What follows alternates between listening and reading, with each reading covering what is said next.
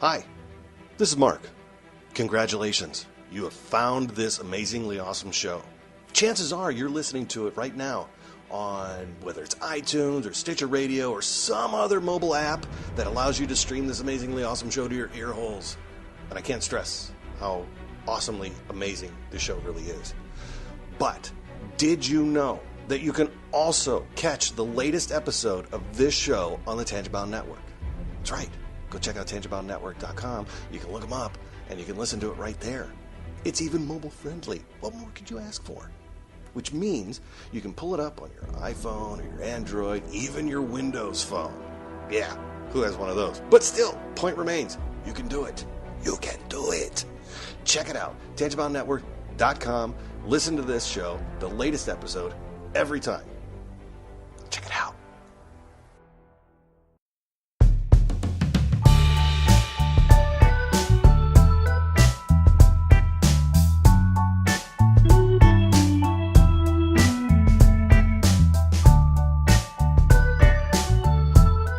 Hello, everybody. This is the MLBeers podcast with your hosts, Andrew Sherman and Phillip Corwin. Phillip, how you doing today? Oh, I'm doing well. How are you doing, man? I'm doing pretty well. Baseball, something that we love to talk about has been pretty crazy. Is that what we talk about on here? I guess. I mean, it's, sometimes it's just difficult to get through a minute without, with talking baseball. But, I mean, my life's been pretty well since the last time we've talked. Done this podcast. Just been dealing with trades, virtually and reality in a way. I just got into a online out of the park baseball league where it's been kind of hellish if you don't know the game very well, which, I mean, some things I do know very well, some things I don't, but like we kind of talked about this, a couple weeks back in the just the break episode when we talked about out of the park baseball, how it's so in depth. And there, in a normal game, you have a little bit of help. You have a scouting director. You have, you have a minor league personnel. So you have managers down in the minor leagues, GMs, trainers, all that stuff. But but actually playing this, it was like, all right, yeah, I'm ready to take over this team. And then it's like, you have no scouting director. You have no coaches. You have no personal trainers. Helps. So, yeah, which all the CPU help is totally gone. So you're flying blind. And then the computer, if nobody takes over certain spots, will take over for you, which that sometimes happens. But the way that this AI does it online is very different from single player mode, because you have those assistants. They know what the hell they're doing. The AI is just like, all right, we'll just put these guys randomly somewhere, and hopefully it will make sense at the end. So I've been going through some reorganizing through the organization.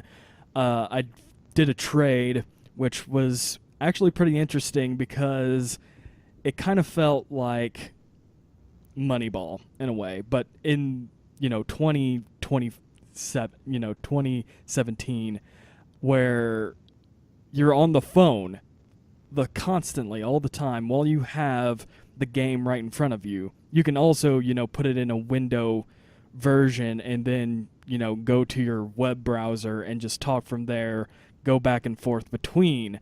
But it was just very interesting how I have to say 75% of the time was looking at my phone, waiting for this guy to message me saying, all right, let's trade for this guy. So like I told you before we went on, it seemed like 2 hours of nonstop negotiations about certain players that are fake, because the game's in 2033 and not in 2017. So it's very, very different.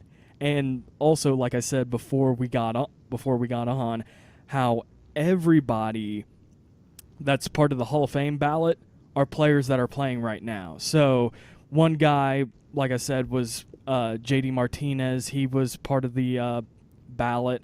I saw Chase Anderson, and the reason why he pops out most than others was because it was just odd to see him there when he is, a so-so pitcher, but he had like a 63 WAR or something. So I'm like, oh my God.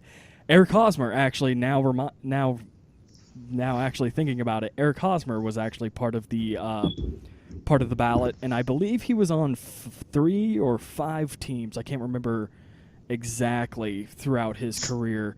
But sounds like what the career he will have, though. Yes, but it was just like how, like, I'm seeing guys now into the future and see if they're worthy of being actually in the Hall of Fame. So, do you remember his career stats? If I remember his career stats, I know he had like a 60-plus WAR. I wouldn't have voted him in if it wasn't 60-plus. I think he had just a middle-of-the-road 280 to 290 batting average, just above 300 on-base percentage, and I believe 350 to 400 slugging. Like, he was literally an average stat maker, but had a WAR over 60, if I remember correctly. But then again, that was, something that was really minuscule to comparing to a 2-hour trade talk deal that it was going to be like a 7-player trade to turn out to be just a 1-for-1. So it was just very interesting how all that went down. So, but of course, it's a learning curve. So I think it's going to be very interesting when we actually get things started. So, all right.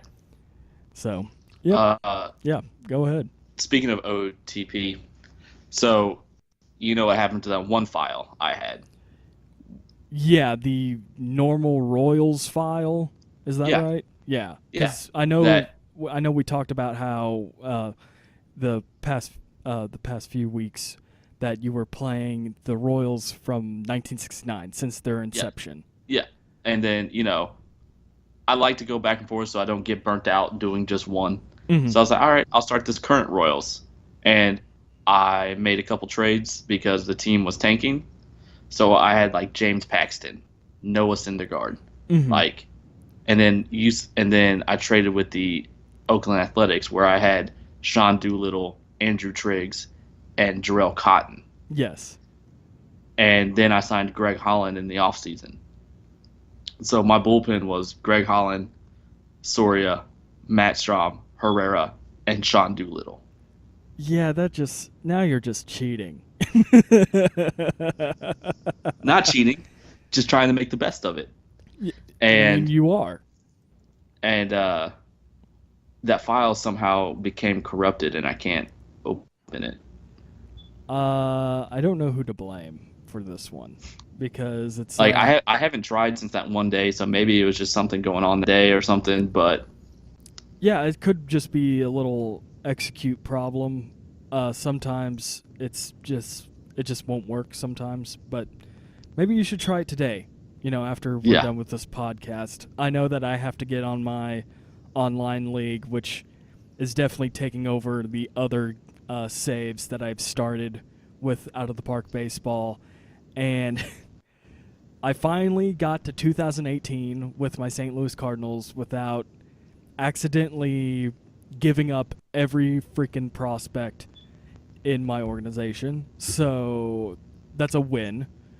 And yeah, I hope I get to actually play one of my single-player games in a couple days or today, but, it's whatever.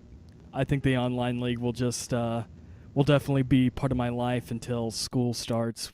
Then it will just go downhill from there, But anyway, enough about that. We are here to talk about the second part of the trade deadline where we talked about last week how all these guys, we were talking about buyers and sellers and people that are on the fringe.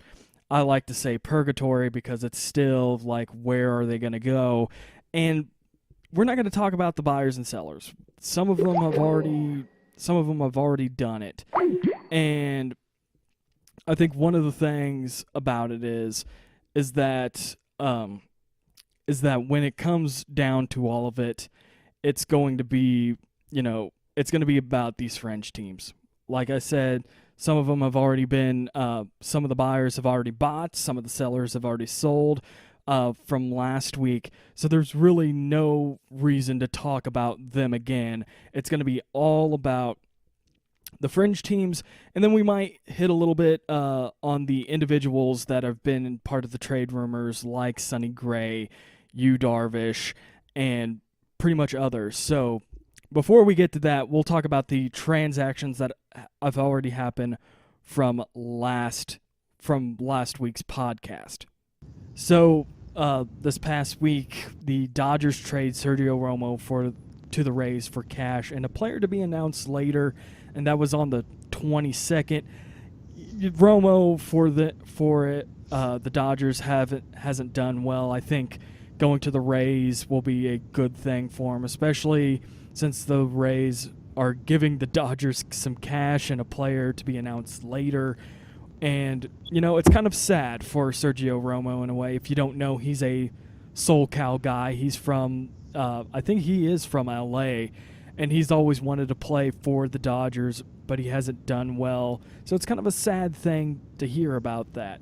Then we have the Yankees trading utility Rob Refsnyder to the Blue Jays for a first baseman prospect, Ryan Bloom. That happened on the 23rd. From my understanding, Rob Refsnyder was just a middle-of-the-road, just average to below average player at each position that he played so far for the year. I haven't really heard much about Ryan McBloom, probably a guy that's, really hot right now in their system and probably could get, good trades for him. And depending on his age, too, it's kind of weird with Greg Bird. Mm-hmm. That too. Even though Greg Bird is still injured, yeah, I think it'll just be something different for the Yankees and for the Blue Jays. And also it's kind of weird to see inter-division trades. So, but then again, it's nothing too major. It's not like what happened last week with Todd Frazier, that whole trade. So then last night, actually, there was two trades. The White Sox trade Anthony Swarzak to the Brewers for outfield prospect Ryan Cordell, which Swarzak, to my knowledge, has done really well for them. They had for the White Sox, and he'll be a really good addition to the Brewers. He's a really tough righty that throws hard sliders. Yeah, I was about to say, you know him more than I do, since you're a Royals fan. And I just watched the series with the White Sox, and he pitched twice in that series, and each time he was shut down. Yeah, so, I mean... Just a tough righty. He's tough on righties because his slider goes away, comes in on him and breaks away off the plate. And then he's tough on lefties because that slider looks like it's staying off the plate. And then as long as he doesn't keep it middle in, it's bearing down on the knees and the midsection of the lefties. There you go. There's some scouting reports for you right there, folks. And I was about to say Ryan Cordell, I haven't seen much of him besides Out of the Park Baseball because I've actually traded him once, and I think I got him in the draft once. So, I mean, it's up in the air with Ryan Cordell, but he's supposed to be a really good outfielding prospect. And then late last night, and this happened while I was reading my book, The Only Rule is That It Has to Work by Ben Lindbergh and Sam Miller, that Giants trade Eduardo Nunez, the third baseman, to the Red Sox for prospects right-handed pitcher Sean Anderson and right-handed pitcher Gregory Santos.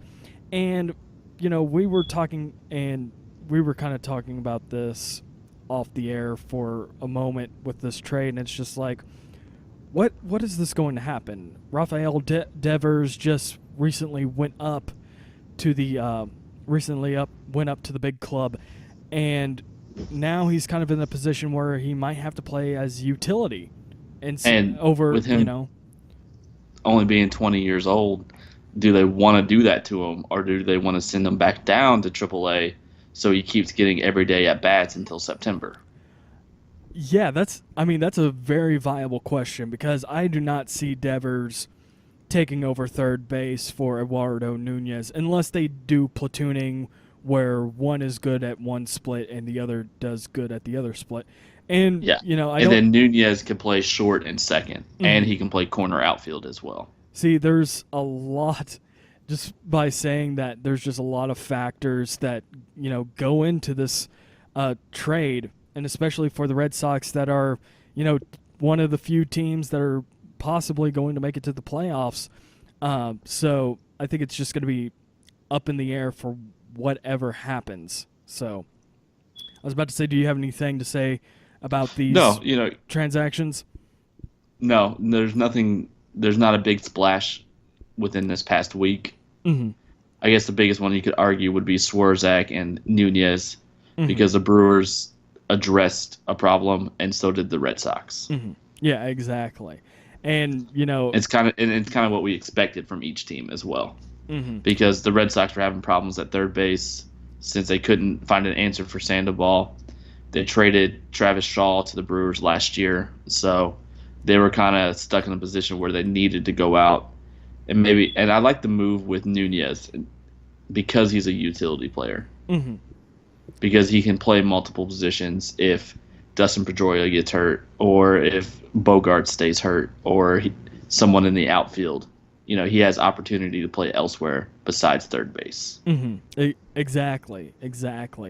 And that was kind of the same thing I was going to say. It was just like, it's just good for Nunez to be part of this team because they really need a third baseman. And also, this past week, speaking about third baseman and the Giants, they did sign Pablo Sandoval to a minor league contract, and I saw pictures of the San Jose Giants, which is their I believe their single A team.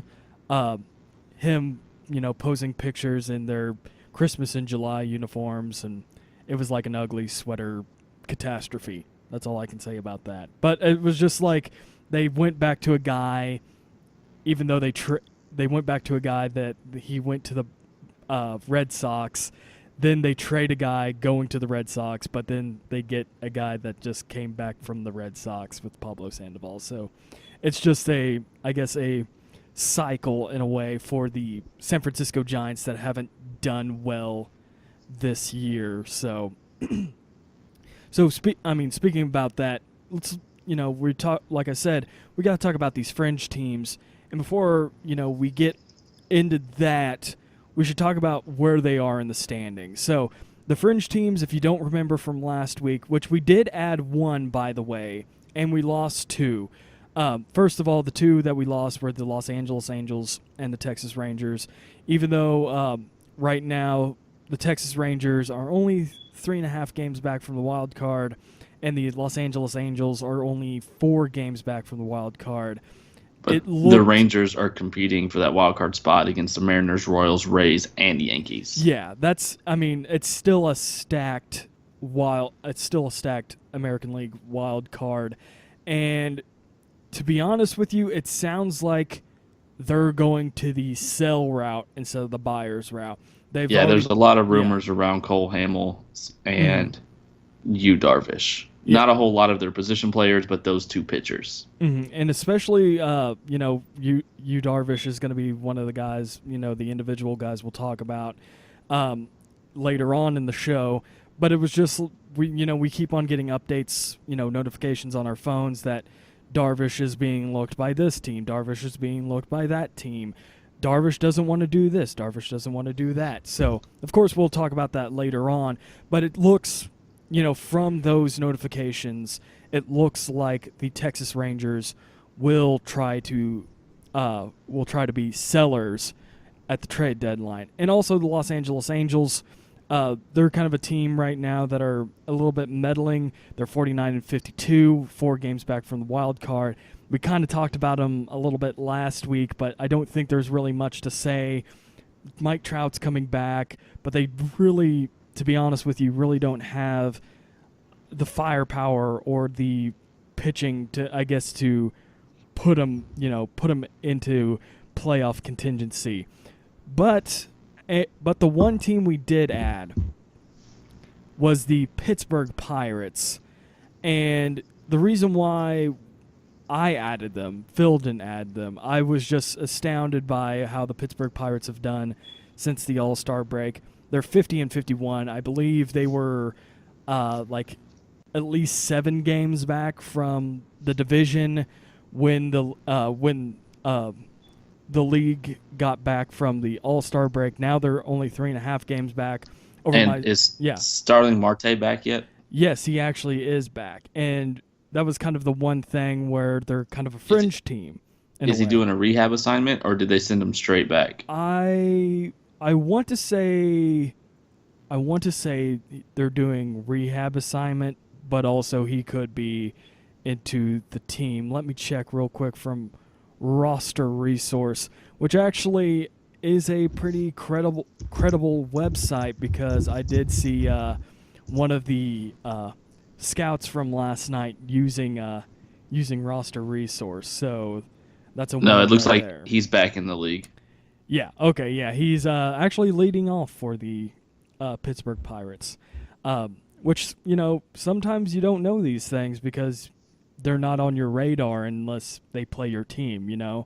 But anyway, why we added the Pittsburgh Pirates? They've just been on a roll. They've just been doing well, and we'll get that to the moment. So with the teams that we've talked about from last week, we took away 2, we added 1. So to go down the list, we still have the Minnesota Twins, the Kansas City Royals, the Seattle Mariners.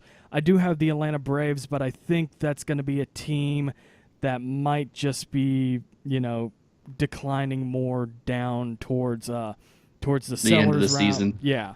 Because they gave up some starting pitching, and they're still running that young prospect-ish lineup. Still running that Quad A team you're talking about. Yeah. And so, yeah, I was just going to also say real quick that the St. Louis Cardinals and the Pittsburgh Pirates were the other team. But were you going to say something about that? Just about the Braves. It's just like this last half of the season, they might be able to maintain that second spot in the division, which would be nice going into the new stadium. Mm-hmm. Well, they're already at the new stadium. Are they? Yeah. Oh. They've been. Trivia, real quick. If you did not know this, the team. That's right, because Bartolo Colon pitched at Turner Field and that field. Okay. Yes. Okay. He's not only that he survived through a stadium, but the first teams to actually play at SunTrust were the University of Georgia and the University of Missouri baseball teams actually played there for a game, which was, I guess, very interesting to play at a stadium that was hardly filled up with anybody. But yeah, the Atlanta Braves, they're kind of towards the sellers, but they're still kind of fringy in a way because, I mean, who doesn't like the Atlanta Braves and what they're doing? Like their Quad A team. I mean, right now, last night they beat the Arizona Diamondbacks 8-3. So I mean, anything could happen. Baseball, it's still a long season. We have 2 months to go. So I mean, anything could happen. I was gonna say, in their last 30 games, they're 16-14. So even though that's pretty much average, that's still good enough to really lead them on, to getting into the playoffs, not necessarily for sure getting into the playoffs, but a chance to get into the playoffs. But anyway, let's go down the list. Like I said, Minnesota, the Twins, the Royals, the Mariners, a little bit about the Braves, which we already kind of talked about, the St. Louis Cardinals, and the Pittsburgh Pirates. And, last week we talked about the Minnesota Twins, and it was going to be about pitching. And we knew that if they were going to be strong contenders, they probably needed a little bit of infield, a little bit of position players. But pitching was going to be kind of the tight spot for the Minnesota Twins actually competing to the playoffs. And they did that. They got a trade with the Braves that we talked about, and they got Jaime Garcia out of the trade.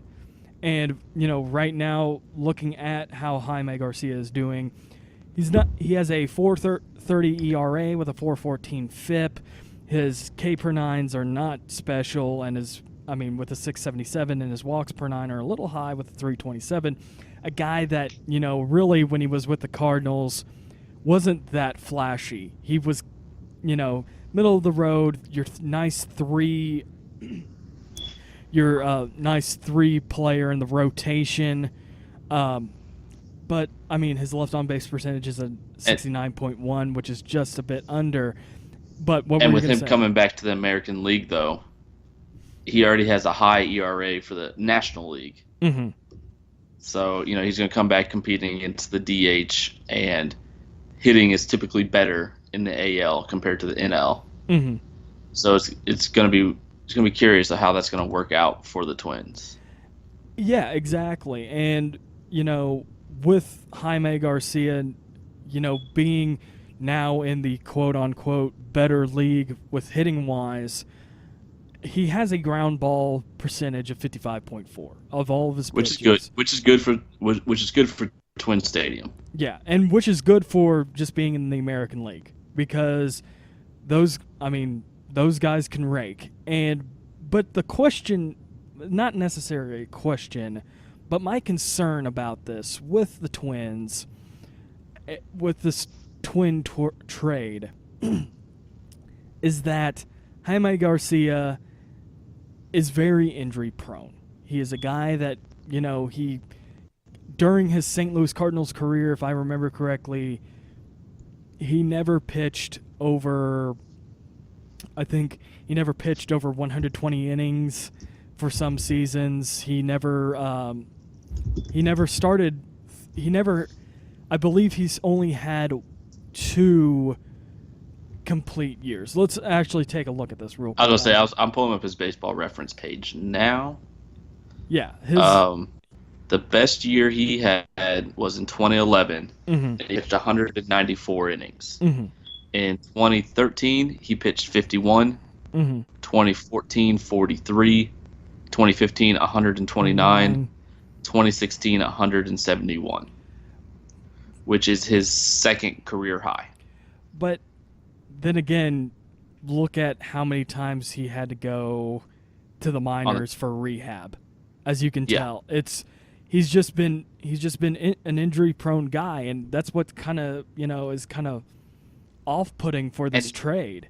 And he doesn't have a bad career ERA at 3.65. Mm-hmm. But really, what's helping his career ERA in 2015, he had a 2.43 ERA in 129 innings, though. Mm-hmm. He only started 20 games. Mm-hmm. Typically, for a season, a starting pitcher will start about 32. Mm-hmm. Which it looks like he's only done that twice. And that was in his 2 career years in 2011 and 2016. Mm-hmm. And I was about to say he almost did that in 2010 with 28 games started, but that's kind of been it with Jaime Garcia. He's only flashed greatness twice, and every other year he gets injured. Either right in 2010 and 2011 he had good back-to-back years, mm-hmm. and then 2012, 121 innings, 20 games, 3.92 ERA. Mm-hmm. And then the following 2 years, he only pitched less than 100 innings combined. Mm-hmm.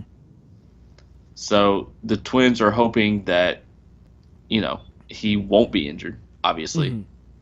And he's only had 2 years of 150-plus strikeouts. Mm-hmm. So he's never been much of a strikeout guy. Yeah, he's been mostly that nice ground ball pitcher that, back in the day when the Cardinals were actually good on defense. That's what worked.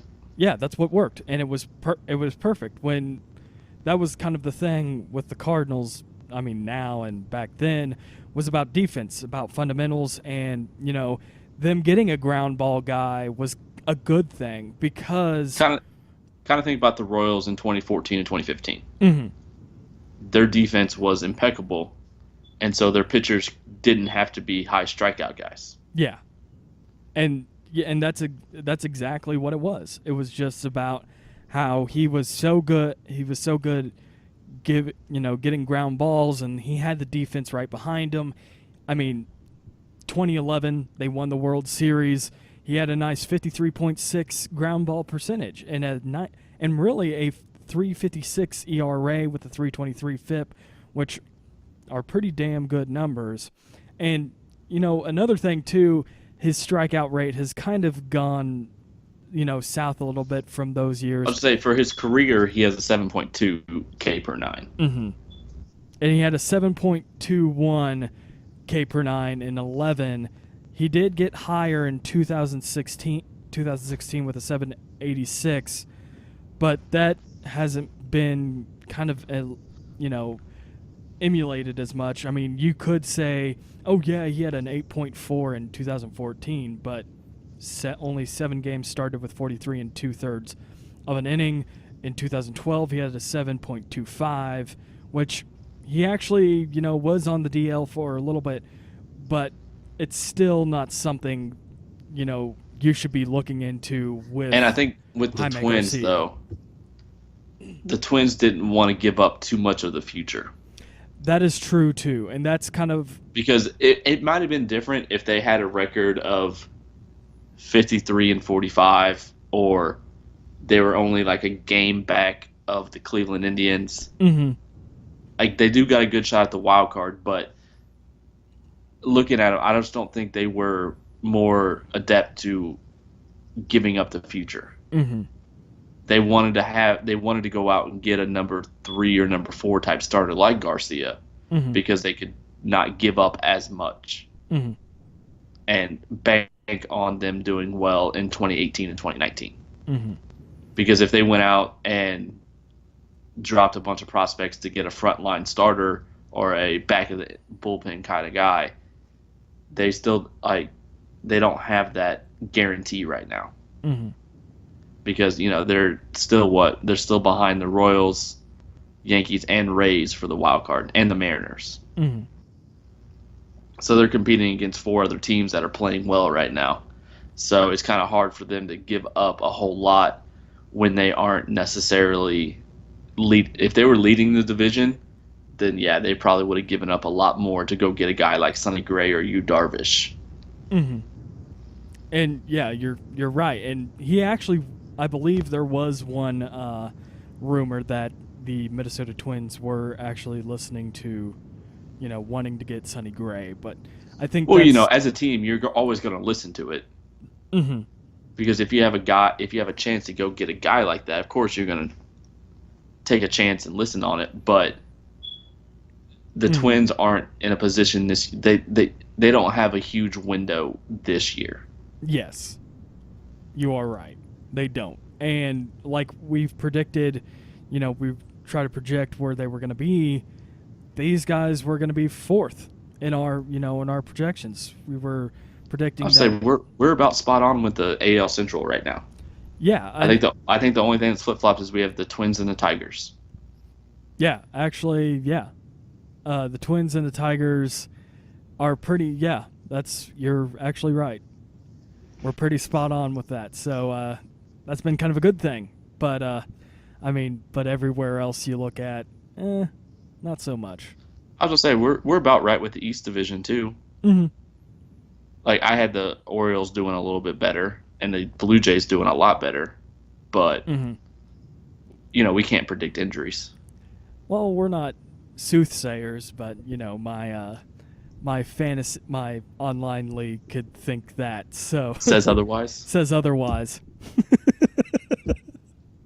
Which actually, Well, speaking of pitching, and the Kansas City Royals, Mm-hmm. they decided to go out and do something. Yeah, which was It was pretty surprising, especially with the team they decided to do it with. Yeah, I was about to ask you about that. You're the Royals quote unquote insider with this podcast, and I got the notification yesterday. I knew we were going to talk about it today, so I didn't want to ask you about it until we got on here. And how do you feel about this? The Royals get Trevor Cahill, a starting right-hander. They get Brandon Maurer and Ryan Butcher, which are two guys that are Maurer being a right-hander and Butcher being a lefty, and two relievers. But they give up Matt Strahm, a prospect that was kind of looked good so far this year, left-hander, left-handed pitcher Travis Wood, and an infielder Esteury Ruiz, if I can actually speak Spanish today. And what's your thoughts about this? I like it. Because if you look at Matt Strahm and Ryan Butcher, they're the same. I haven't seen a lot of Ryan Butcher pitch, obviously, but they're both strong left-handers. Mm-hmm. And Strahm pitched 34 and 2/3 innings before he tore his knee. Mm-hmm. And he was pitching, 961 K per 9 compared to Butcher's 11.03. Mm-hmm.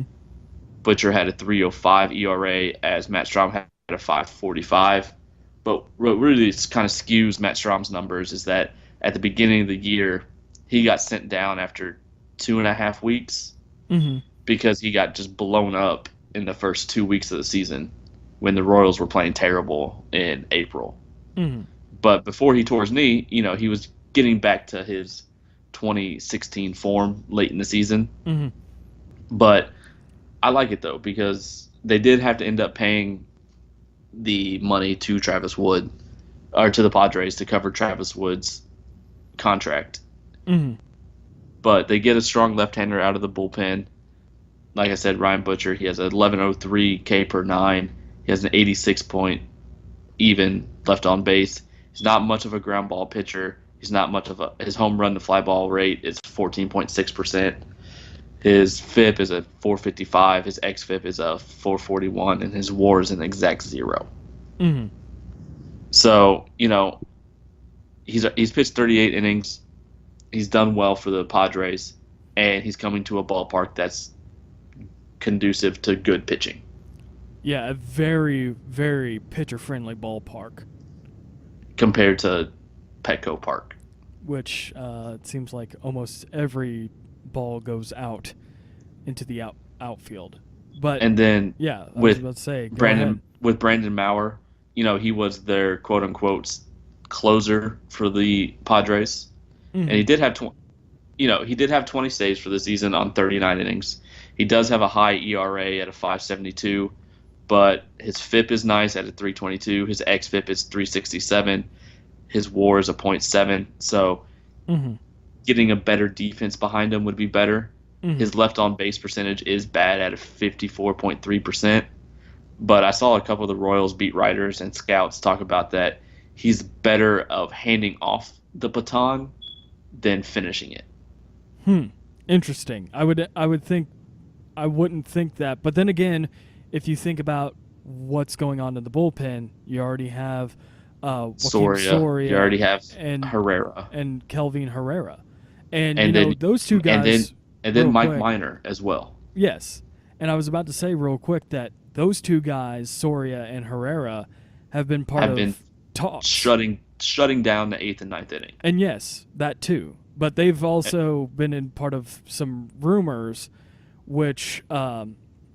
But at this point, with the Royals surging back mm-hmm. at a 52-47 record, only a game and a half back of the Indians, they're first or second place in the wild card right now. Mm-hmm. So you look at it this way: Peter Moylan has also been pitching well for the Royals, and so has Mike Minor. Mm-hmm. So you get guys, Butcher, Maurer, who Maurer throws hard. You add an extra lefty. You kind of set up a really good bullpen, not like 2014, 2015 Royals type bullpen, but mm-hmm. the opportunity to have that, where mm-hmm. Maurer could pitch the 6th or 7th inning rather than the 9th inning and try to close it out to where he's obviously floundered. Mm-hmm.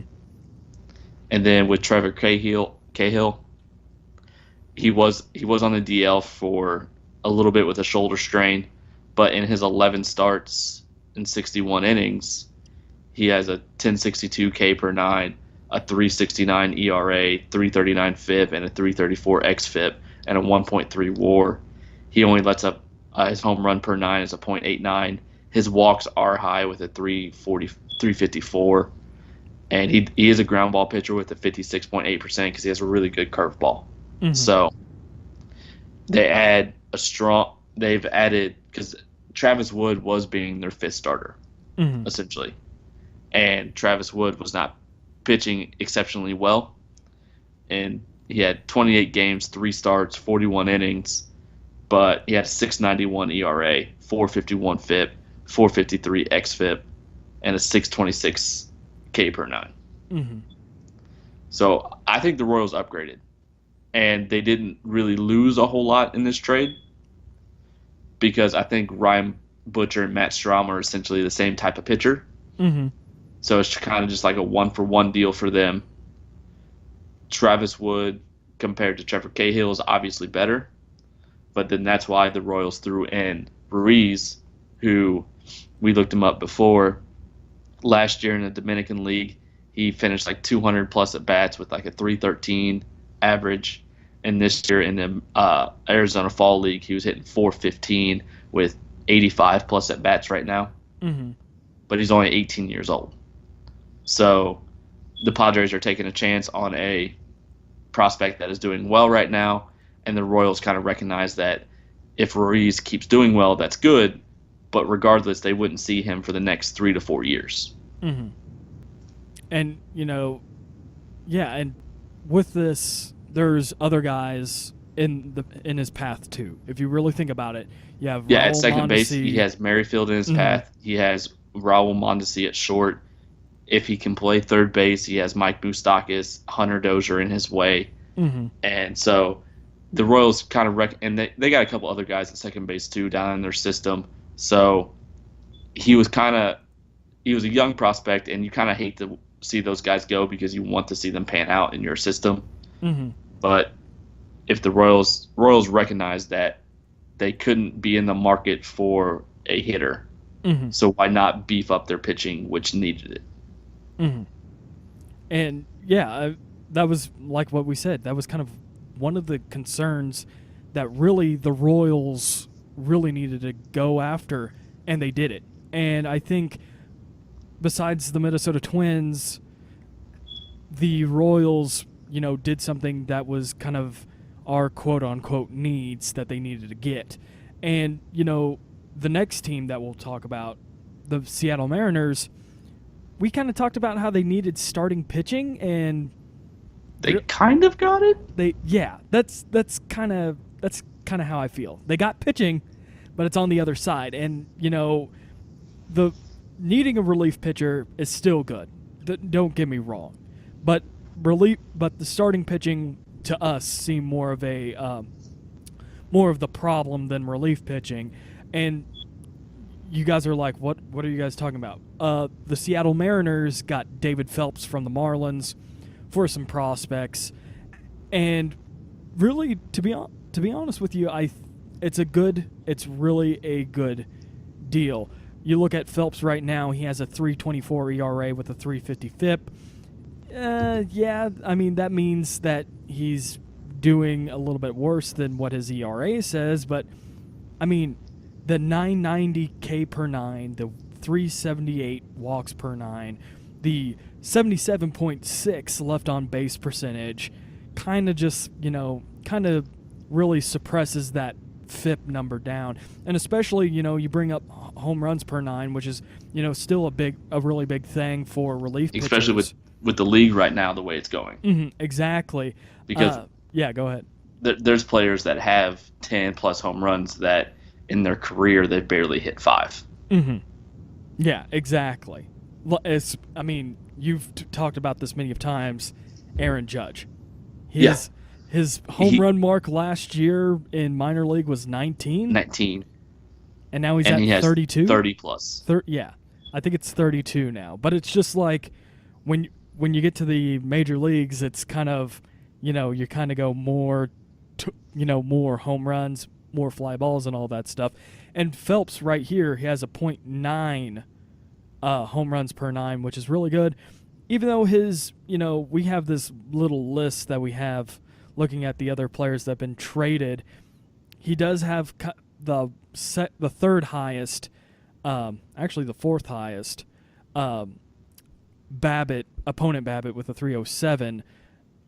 It's just that, he's still getting stuff done. He's been in 47 games with 50 innings pitched, and it's a good thing. I'm not necessarily going, I'm not necessarily going to say that this trade was dumb.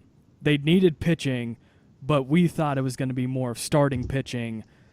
But like we said, with David Phelps though, he is team controlled.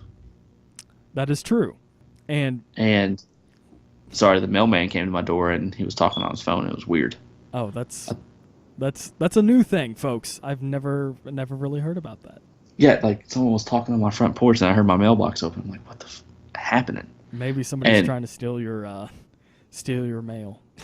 Right? But with the Mariners though, like they're 51-51 right now. So they're facing the Royals, Rays, and Yankees for that wild card spot. Mm-hmm.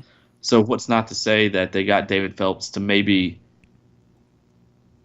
kind of like a Band-Aid to try to maybe make a run this season but not give up too much and turn around in 2018 and have a better bullpen, better starting pitching, because they traded with the Cardinals as well to get Marco Gonzalez. They did give up Tyler O'Neill, which is a good outfielder, hitting prospect. I believe he was first in the organization, top 20 overall.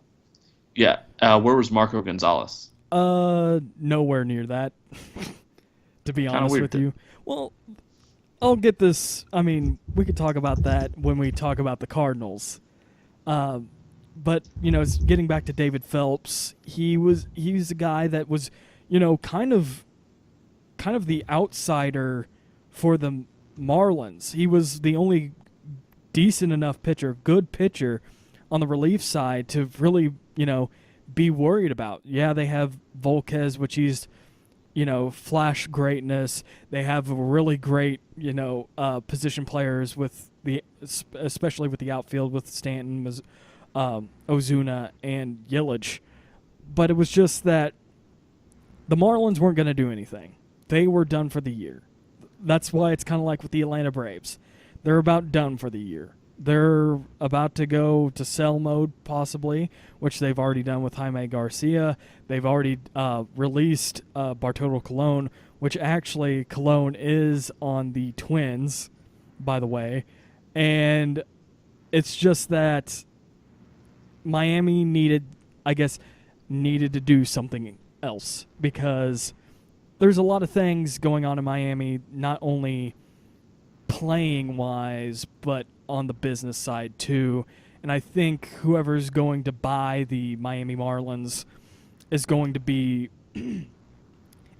do a lot of transactions with certain with teams, and I think this was kind of a good thing to do, because Phelps is a guy, I believe when I looked at it, he was just over 30, and so yes, 30 years, 9 months, and 17 days to be exact. And with that, they get 4 prospects, guys that I haven't heard of, and to be honest with you, if I haven't heard of them, I'm not going to look them up, and which is a bad thing. But they get 4 prospects. It's a good deal for the Marlins because of that. And David Phelps will help the Seattle Mariners do what they need to do. With Phelps, he's not arbitration eligible until 2018. So he's not a free agent until 2019. Yes, and I'm guessing he'll be, if you really look at it, he's $4.6 million this year. It's possibly going to double, or maybe half that, time and a half, with it, because he's probably going to look at $6 million if he does well. Do you know he's from St. Louis? I did not know that, and I blame I blame Fangraphs for not showing that, but and so far for his 3 innings, 3 games for Seattle, only 2 hits, no runs, and 4 strikeouts. See, there you go. And that's another weird thing too about Fangraphs. Fangraphs doesn't do the split. It doesn't show who's who. It just shows 2 teams. See, that's nice. That's why like when Baseball Reference does that. I like that. I like how we go on a tangent and then we go on another tangent just about the references we use. That's baseball though. That is baseball, because you can be saying one thing, another guy could be saying another, but it's just because they use different media for it. So that's the game of baseball. But it is true. He's been doing well for Seattle. He was doing well for the Marlins, and it was a good deal overall. And I mean, the other deal that the Seattle Mariners had, which dealt with my team, the St. Louis Cardinals, it was a weird one. And we talked about this last week, how they needed relief pitching. They needed something out of this. But it was just a weird trade, because it's prospect for prospect, first of all. So it's not going to help the Cardinals now. So, but it was a good trade in a sense that we get this awesome top 25 prospect out of Tyler O'Neill, which he's been killing it lately in the minors. And then but the trade for Marco Gonzalez was different. And the reason, it was weird, yeah, because I was looking at his numbers. He wasn't necessarily that good. And the reason why there's a bit of a skew if you look at his numbers, because I don't think it tells the story. Sometimes it does, sometimes it doesn't. Marco Gonzalez, 2 years back, top prospect for the St. Louis Cardinals. Yeah, and top 50. 2015, he was overall top 50 prospect in major leagues. Yeah, and he was, either top prospect or top 5 prospect for the St. Louis Cardinals. But injuries can kill a minor leaguer, and he tore his UCL, aka the elbow injury, Tommy John, and that kind of really killed his career, because then after that he just wasn't producing well. And so the reason why this is kind of a good trade but a weird trade is because weird in a sense that it doesn't really help our team. It helps the future, which is okay. Yeah, but it doesn't help Tyler the team O'Neill now. In 2016 in Double-A hit 24 home runs and 293 average. Mm-hmm. His average is down this year, though. He's hitting 243 with 20 home runs, though. Mm-hmm. So he's on a bigger pace to have more home runs. But in 2015 in Bakersfield, mm-hmm. their A-plus league, mm-hmm. he hit 32 home runs. Mm-hmm. So you're getting a guy that's going to hit, theoretically, a lot of home runs. Mm-hmm. And he plays the corner outfield position for you. So, and that's where the Cardinals have kind of lacked in consistency. Mm-hmm. And yeah, that's it. It's, fielding, hitting home runs has been kind of a problem, even though we're not known for hitting umpteenth amounts of home runs. That's been kind of our problem, is just, getting the ball out there. And the O'Neill trade is a good trade. But again, it doesn't help us. Because he's coming now. in at 22 years old. Mm-hmm. And there's... yeah, go ahead. I was just say he hasn't been called up in September call-ups or anything yet. Mm-hmm. So if the Cardinals kind of keep this pace, he's a kind of guy that you could probably see in September and get around 100 at-bats and kind of see where he's going to be at for spring training and kind of go from there. Mm-hmm. And, yeah, that's kind of what's been going on with this team. Just he'll be a guy for the future. And that's where I was about to say it's still a weird trade just because it doesn't help the Cardinals now. And maybe the Cardinals kind of recognize that now isn't going to happen. And that was going to be my next thing. Is now actually, a part of what they're thinking for the rest of the season. And this looks kind of like a moment where they're finally building the flagpole and finally threading up a white flag of surrender. This could be the key part, but it's difficult to see that, and you gotta look at what's been going on with the schedule. And I'm gonna start it out with this team, and I'm gonna get to the others about it after we talk about Pittsburgh. But when we look at this, they go one out of 3 against Pittsburgh. They split with the Mets. They win 1 out of 3 against the Chicago Cubs.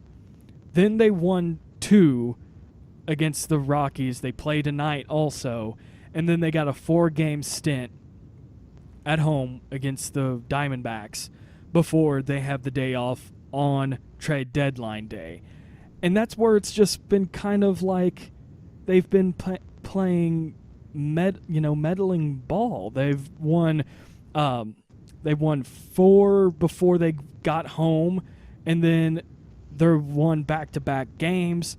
Possibly they might win to start a streak tonight, but that's why it's kind of like they're putting up the flagpole, and they're threading, they're trying to weave out possibly a flag of surrender because of that. And I know a lot of people in the Cardinals nation are just like, yeah, we're going to get trade. We're going to get some trade.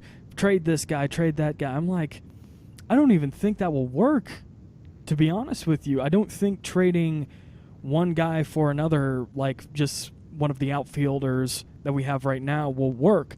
And I think really, to be honest with you, what will help with the Cardinals, as just as a guy that watches them every day, a fan of the club, is that the guy that they should trade to help themselves out is Lance Lynn.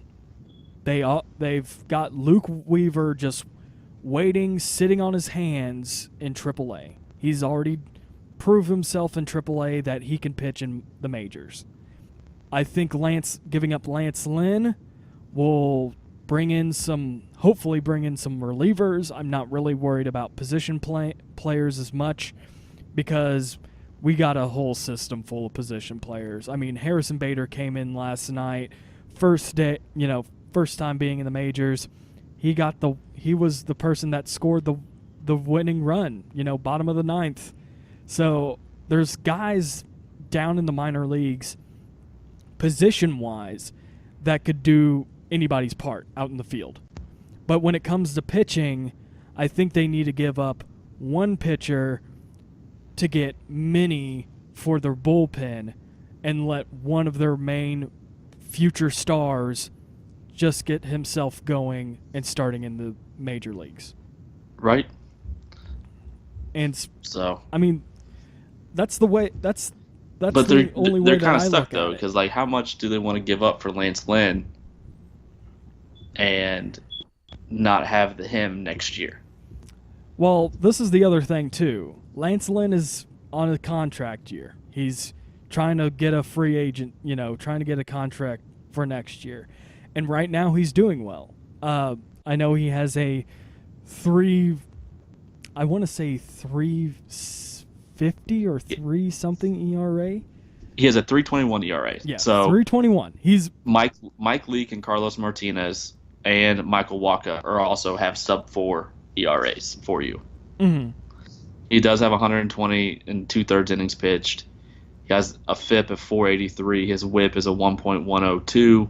Mm-hmm. His hits per 9 is a 6.9. His home runs per 9 is 1.6, and his strikeouts are 8 per 9.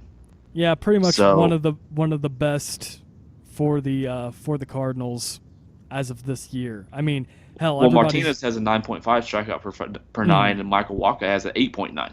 Mm-hmm. And Adam Wainwright, he is on the 10-day DL right now, has a 7.7. Mm-hmm. So, do the Cardinals have an opportunity to re-sign him and let Luke Weaver step into that kind of rotation and let Luke Weaver be that fifth starter and not have to feel that pressure? Mm-hmm. And this is another thing, too. You're hitting everything right. And you got to look at Lance Lynn, like I brought up. He's going to be a free agent at the end of this year if they don't find an extension for him. And do they give him the qualifying offer? Which, looking at out of the park baseball, looks like $15 million. He is, I believe, he's making $6 million per year at the moment. Let's get pulling that it up right now. now. He is making he's pretty much making $6 million. He's 22 for 3 years. Yeah. So 3 years, 22 mil. So he's a free agent in 2018. Yeah. And with him, do you just let Lance Lynn finish out the year, not helping out with the bullpen, or bring in Luke Weaver as a bullpen guy, which I kind of... you've seen guys like Zach Greinke and stuff have success with that because it takes a little pressure off them to not go out there and be a starter. And, yeah, for me, it's just up in the air. I see a lot of... Because you guys... see a lot of options. With the Cardinals, you're finally getting good hitting out of Colton Wong. You're getting good hitting out of Tommy Pham. And Stephen Piscotty and Randall Gitchick have not been consistent for you guys. So Tyler O'Neill could be that type of guy for you. So if they have the opportunity to keep Lance Lynn, even for another year with that qualifying offer, Martinez, Leak, Lynn, Walker, Weaver rotation sounds pretty good. But you also have to think, too, Wainwright, even though he's injured, he has one more year on his contract. He's 36. He'll be 37. At that point, though, do you keep letting him pitch? I say no. But then again, you have to deal with, hashtag BFIBs. Well, BFIBs aren't the best fans in baseball because they're idiots. Yeah, that's true. That is true. You're because right. You can't keep pitching a guy like Wainwright. He has a 4.89 ERA and 110 innings and 20 starts. His strikeouts have gone down. Or he has the best strikeout per 9 in the last 3 years going on right now. But overall, though, he's just not pitching that well. So, can you move him to the bullpen and be a long relief kind of guy for Luke Weaver? I think it would be interesting to do that. I've never thought of that. Like let Luke Weaver pitch 4 or 5 innings, keep him on a solid pitch count for his first major league season. Let Wainwright come in and pitch 2 or 3 innings, and then go to the bullpen. And I mean, it's kind of make it like a 2-starter kind of deal. And it's an interesting thought. It really is. And I think Wainwright wants to keep on being the starting pitcher. But if he's not producing, it doesn't matter. It doesn't matter what the player wants. It matters what the team needs. And, I keep saying it, the Royals and Alex Gordon, same situation going on right now. They're letting him play it out, and it's pissing me off. For me, it's just, for this Cardinals situation, I'm just sitting back and just watching a possible dumpster fire about to ignite. Exactly. That's how I am. So if they can do it, I mean, yeah, if they can do it, I think they should keep Lynn and go look towards 2018 with a Luke Weaver, 5th starter, Wainwright coming out of long relief in the bullpen. So you're saying that they should reset? Yeah, don't completely sell. Yeah, which we talked about that earlier in this podcast episode season before too. Yeah, because they're getting good production out of Paul DeJong too. Mm-hmm. So, does he play short at all? He's a util. He's played short. He's played second. Okay, I've seen because him more at short. they're not getting a good production out of Diaz right now. Mm-hmm. He is hitting 260, but he only has 7 home runs. Mm-hmm. And don't look at his strikeout rate because it's probably horrendous, right? Like 30 plus. Yeah. Yeah. And so DeYoung is hitting 292. Carpenter is having a really bad year, hitting only 248. Mm-hmm. So if they can kind of get some of those guys to reset for next year, Jerko's hitting well, Pham's hitting well, Wong's hitting well, Molina is doing his average. Mm-hmm. So if Piscotty or Reyno Gitchick could hit better, same thing with Dexter Fowler, the guy you guys went out and got, and add Tyler O'Neill in there, Cardinals could be a lot better next year. Mm-hmm. And you're right. And like I said during the All-Star break when we made our hot takes for the rest of the season, I said the Cardinals are going to reset. And every day that goes by, every time I see a possible trade rumors, when I saw this trade for Marco Gonzalez for Tyler O'Neill, when I seen Harrison Bader go up to the majors, it just looks like it's going to happen like that. And I'm okay with it. I've already said my P's and Q's many of times about how things need to change. And when I've already when I said that hot take, I was okay with it. I just wish that they wouldn't be meddling around with it. I wish they come to a decision just maybe a couple days before the trade deadline. But that's not happening, and that's where I'm kind of getting mad. Make your decision now. You need to do this now. Why is the front office just pondering at the fact, watching every game, detail to detail, watching where we go into the standings? Why not just say, hey, we're going to buy, or hey, we're going to sell, or hey, we're going to stand pat and reset? And if they just said that, I would be okay. Then I would be more focused on the Springfield Cardinals because they're doing well right now, and more focused on out of the park baseball and other things that I have to deal with. And also it'd probably make my schooling easier, because since they're not going to be part of this playoff race, I can focus on school, have them on in the background, and not watching every pitch that goes on. Exactly. So again, I just wish they would finally do something about it. And talking about the St. Louis Cardinals and the National League Central, we have another team to talk about, which we weren't expecting to happen, but they are, which is the Pittsburgh Pirates.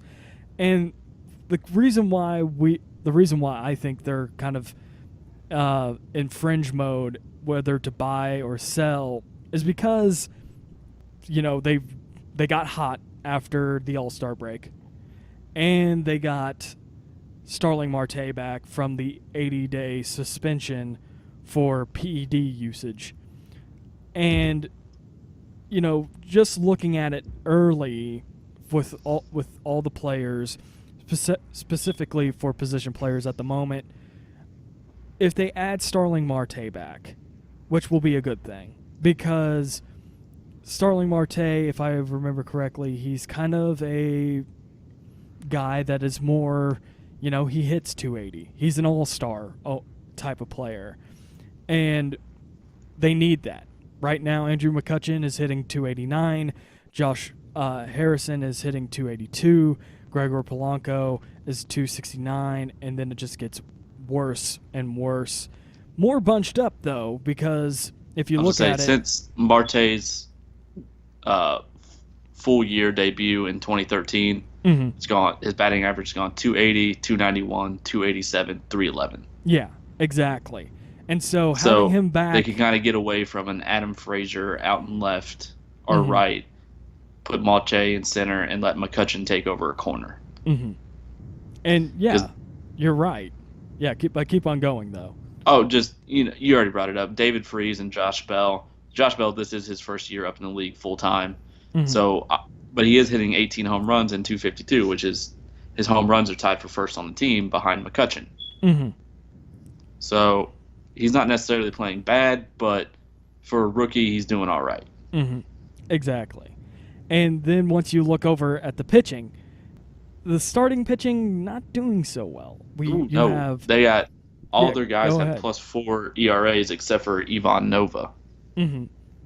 And so I feel like if they're going to make a move, it's going to be trading Felipe Riviero though. Yeah, and we talked about that already. So. Last week, we were very adamant that Felipe Rivero was going to be the guy that they were going to trade. But yeah, because his 52 innings, he only has a .68 ERA. Mm-hmm. His FIP is a 2.27. So. Mm-hmm. And his K per 9 is a 10.25. His walk per 9 is a 2.22.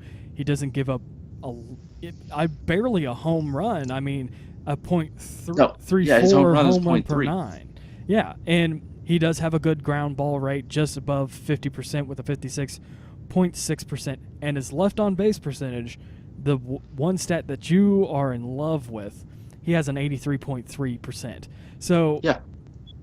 But this was a guy that we thought was going to be traded when they were middle of the road. But maybe they're asking a little too much for him. True. Maybe they are. But now because they don't necessarily want to give him up because he's pitching so well. Mm-hmm. Because he's the kind of guy that can replace their closer, Tony Watson, next year. Mm-hmm. And yeah, go ahead. Maybe they feel better with Chad Kuhl, James Talon, and Tyler Glasnow getting a full year of innings underneath their belt mm-hmm. and going into next year a little bit stronger. Mm-hmm. And, that's been kind of what's been going on. Just, they have a young rotation in a sense with Kuhl and Glass now. Well, besides Garrett Cole and Ivan Nova, yeah. But their back end three are 24, 25, 23. Mm-hmm. Yeah, exactly. And those guys and Talon, yeah, those guys just came up through the system. So it's not going to be, all, peaches and cream for them, but it's just that why they just turn into a Fringe team is because they're 50 and 51. We've brought that up. They've won in the last 10, they've won 7 and 3. They lost last night to the San Francisco Giants by an abysmal 11-3. But they've been doing well enough to, be put back into the spotlight. And this is where it's good baseball for them. They're one game under 500. The Cardinals, comparing them to the Cardinals are 2 games under 500. And they surpassed the Cardinals throughout this weekend when they were playing against the Chicago Cubs. But it's just that, looking at Pittsburgh, I think it will come down to pitching. Either it will be pitching overall where they need both starting and bullpen guys, or it's going to be coming down to one of the two. And really, to be honest with you, I think, looking at it more and more, it has to be that rotation. Like we said, there's only one guy that has an ERA under 4. Some of the guys have been injured. Some of them, has had surgery. I mean, James Talon, he had testicular cancer surgery earlier this season, and he finally came back. But it's just with that, there's really no surefire way of trying to get somebody for the bullpen when they need it for starting pitching. Yeah, and I just don't see them making a move for it this season because they got such young rotation, and they got Cole and Nova. Is Nova locked up for another year? I believe so. Let me check real quick. Yeah, he's part of a 3-year, $26 million contract through from this year to 2019. So yeah, he's locked up for quite a while, actually. And so is Garrett Cole. Mm-hmm. Garrett Cole wasn't a free agent until 2020. So they got 2 front-of-the-line starters for the next 3 years. And they got 3 young guys that have come up through their system. So, they're kind of banking on next year and the year after. So from what we've said about the other teams, though, we have 3 teams, the Minnesota Twins, the Royals, and the Mariners, going all out for this year, while the 2 National League teams, the Cardinals and the Pirates, should just be looking beyond the future. And that's the game of baseball. And I think if in the same way with the Pirates, if they are very conscious about if they're selling or buying, they need to sort that out. And I think they've already have.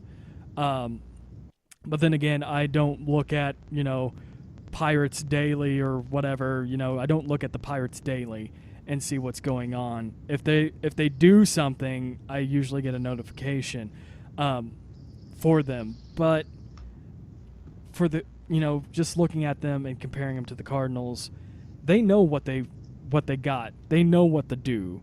The Cardinals, they don't. They don't know what to do because they're in such a weird position that if they try for this year, they possibly can't next year, or they don't try for this year and they try for next year, or just worry about the future. And that's what hasn't been going on. And, really, the last part of this is really you have to look at this and see where their schedules are. You have the Minnesota Twins, if this will pull up real quick, and it should. The Minnesota Twins, like I said, they've been, they're middle of the road. They've been the last 10 games. They've been 4-6. They've lost the last 3, but it doesn't look like it's going to be good for them. I mean, they face the Dodgers, which they've lost twice. They're on a 3-game losing streak. But they also face Oakland, which gives them the opportunity to possibly do more. But I think they're done, and I think we've said it. They're pretty much done doing. They're pretty much done looking at other options for their team. When you look at the Royals, I think they're done too, and you've kind of said that also. And the Royals, all they got is the Boston Red Sox and a little bit of the Baltimore Orioles left in the schedule before the trade deadline.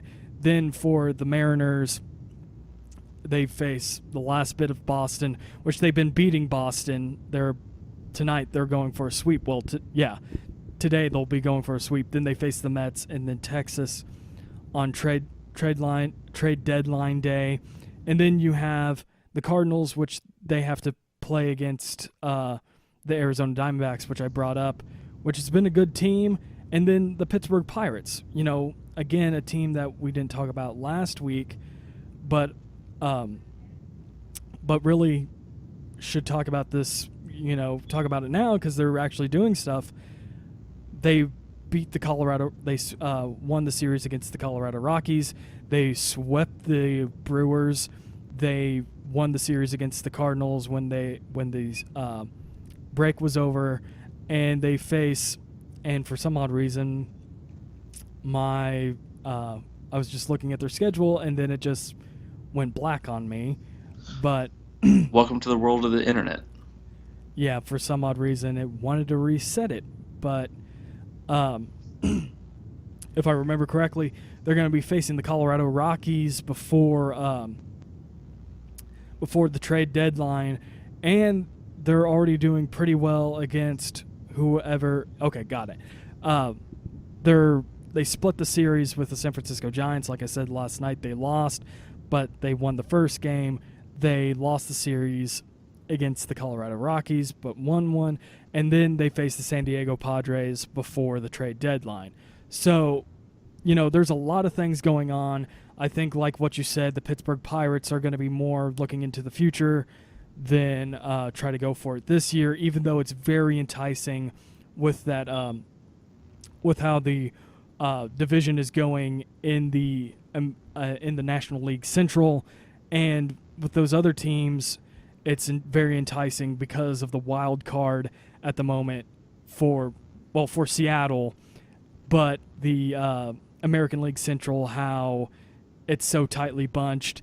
The Royals, even though they're already quote unquote in the wild card, they're a game and a half back from the Cleveland Indians, and the Minnesota Twins are 4.5 games back. So I mean, anything could really happen in this situation. Oh yeah, the wild card in both division, and at least the AL is pretty wide open. Mm-hmm.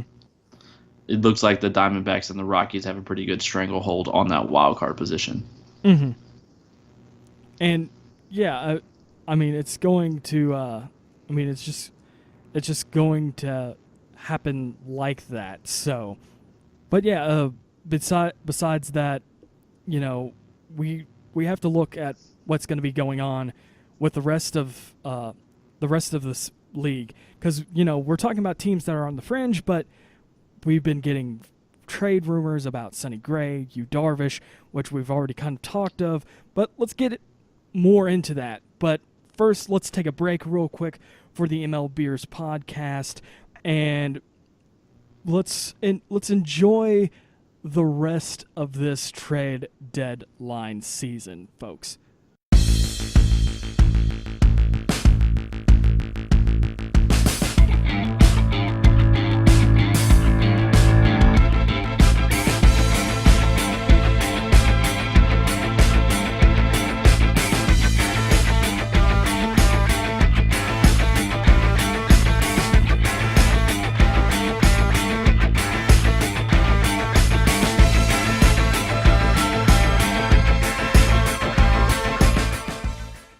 Welcome back, folks, to the MLBeers podcast.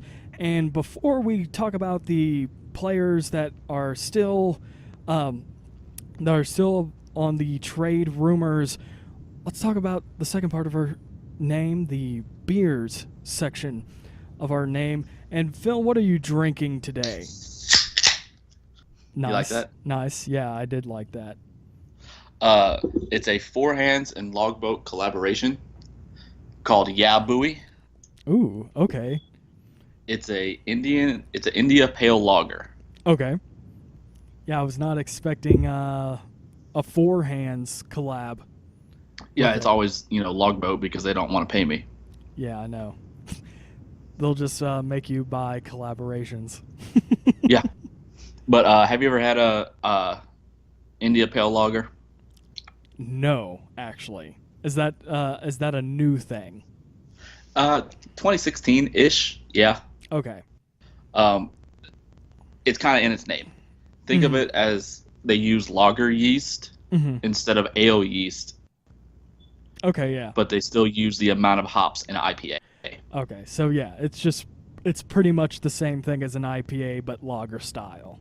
Yeah, and so it's a little bit crisper like a lager, and it doesn't have that overly bitter, dry taste in your mouth. Okay. You still get a nice hop punch, but it's also crisp and refreshing and not dry. Now, the question is it a little bit cloudy? Are you drinking it from a can or or out of a glass? I think I'm drinking it out of a can in my Yeti koozie. Okay. Which you're in love with, by the way.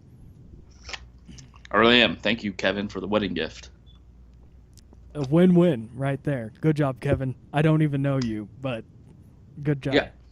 No, it's just nice. But yeah, no, when you pour it out, it's not super. It's, I guess, cloudier than a lager. Okay, but it's not as bad as a IPA or any other beer, like an unfiltered beer. Okay. Exactly. Yeah, that's what I was just thinking. I was like, I know IPAs are usually cloudy. Sometimes if somebody takes a picture with it in light, it looks like orange juice. Yep. So, okay. So, yeah, I was just wondering what it would look like. It's 6.3%, and its IBUs, which is what they measure hops with, is only a 40. So typically the higher that number is, the hoppier taste you're going to get out of it. Or the bitter, depending on who you talk to about it, but yeah. Yeah. The International Bitter Unit, as they call IBUs, but Exactly. only So, 40. That's a bit under the normal IPA. It is. And see, that's what the IPLs are. Mm-hmm. Is they're low hopped, but they still pack that punch of a hopness, but it's lager yeast, cold fermented. Mm-hmm. Yeah, I was refreshing. I was about to say lagers have to be cold fermented because they only their yeast won't work in hotness. Mm-hmm. And the difference between ale yeast and lager yeast, besides temperature-wise, is that ale yeast eats from the top down, while lager yeast eats from the bottom up. If you did not know that. And now you know. Yeah, so that's in my handy-dandy Homebrewer's Companion book, so by Charlie Papazan, the guy that pretty much took craft brewing to the next level in the 80s and now is kind of the godfather of home brewing. Wouldn't you say? What's his name? Charlie Papazan. He started the American Homebrewers Association. He also started the Great American Beer Festival out in Colorado. I don't think he was ever part of any breweries out there in Colorado, but I know that he's done.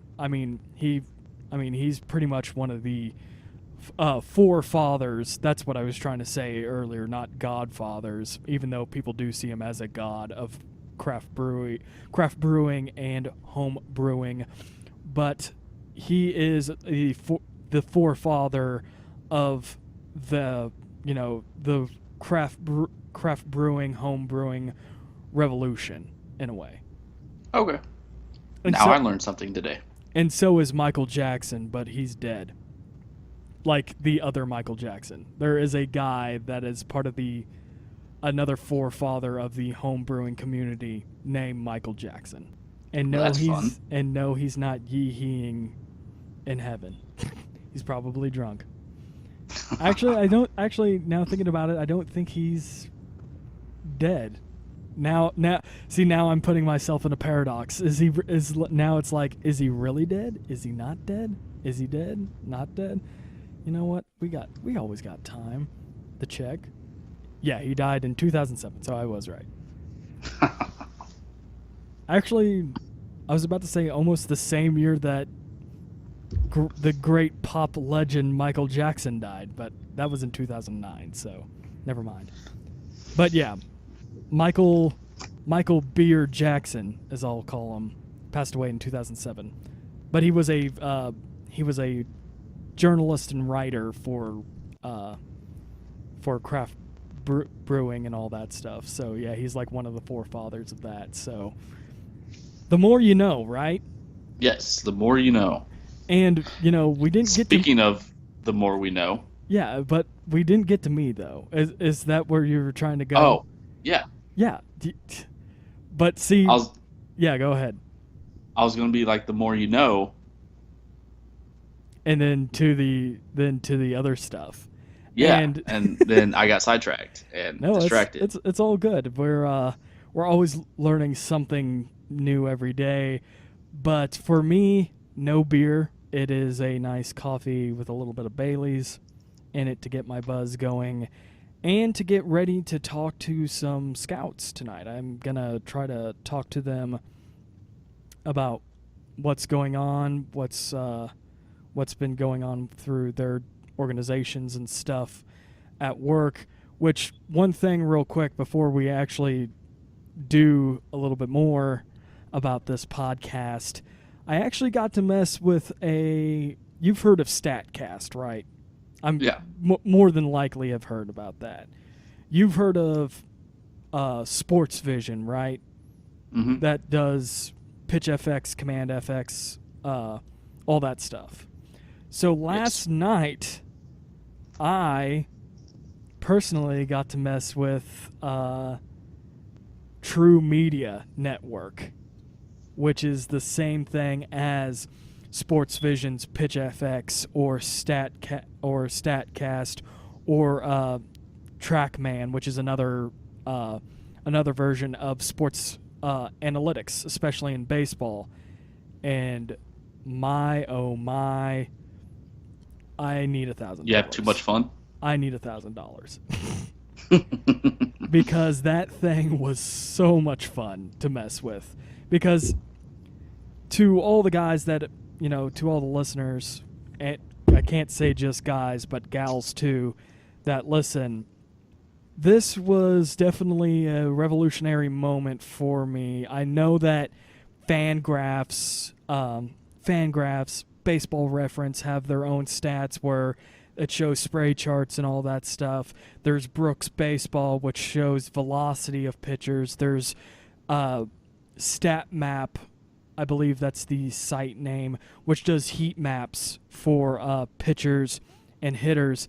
But it was just True Media Network was just all in one. And my oh my, that you can, we complained off the podcast that there's the how we kind of complain how there's the splits problem, how we only can look at 2 splits at once, and we kind of get mad at Out of the Park Baseball for that.